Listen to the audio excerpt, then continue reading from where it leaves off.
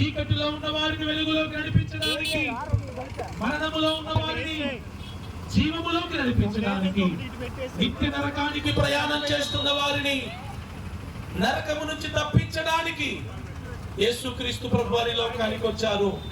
ఇదే అనుకూల సమయం, ఇదే రక్షణ దినం. ప్రియా దేవుని సంగమా, గ్రామస్తులారా, ప్రాంతవాసులారా, మీ అందరికీ ప్రభు పేరట క్రిస్మస్ శుభాకాంక్షలు తెలియజేస్తూ ఉన్నాం. మొదటిసారి యేసుక్రీస్తు ప్రభు వారు గొర్రె పిల్లగా వచ్చారు. మనందరి కొరకు చేయవలసిన శిలువ త్యాగాన్ని ఆయన చేసి ముగించి మన పాపముల కొరకే శిలువలో మరణించి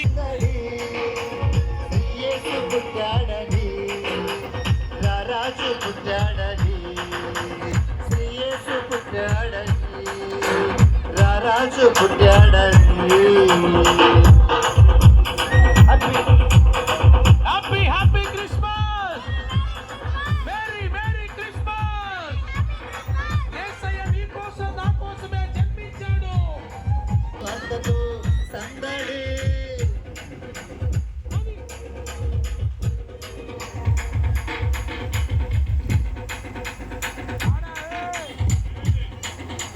దావీదు పురములో సందడి, రక్షకుని వార్తతో సందడి, జ్ఞానుల రాకతో సందడి, లోకమంతా సందడి, జ్ఞానుల రాకతో సందడి. ఎమ్మెల్యే గారిని దీవించండి తండ్రి. ఎమ్మెల్యే గారికి మంచి ఆరోగ్యం దయచేయండి. పాయ వెంకటేశ్వర గారికి మంచి ఆరోగ్యం దయచేయండి ప్రభువా. కుమారుడికి మీరు తోడుగా ఉండండి.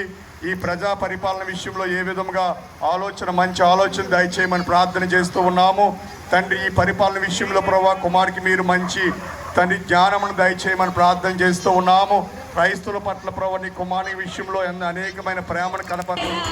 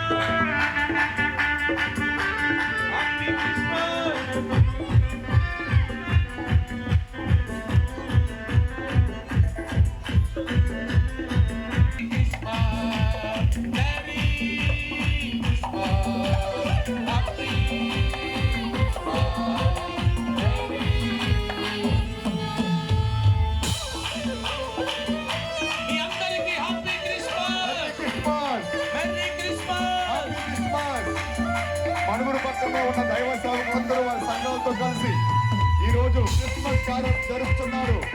కారణం ఏంటంటే యేసుక్రీస్తు ప్రభువు వారి యొక్క పుట్టిన సందర్భముగా మన పాపములను విడిపించడానికి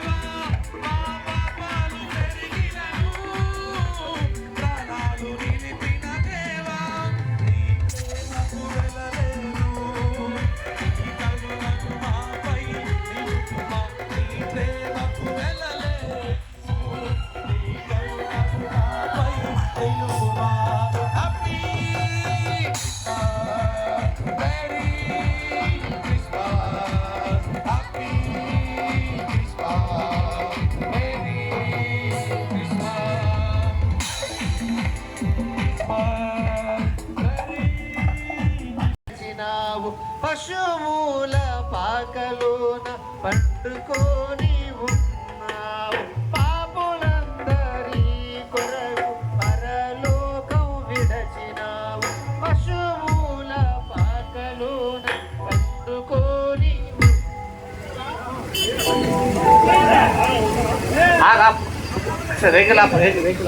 వారు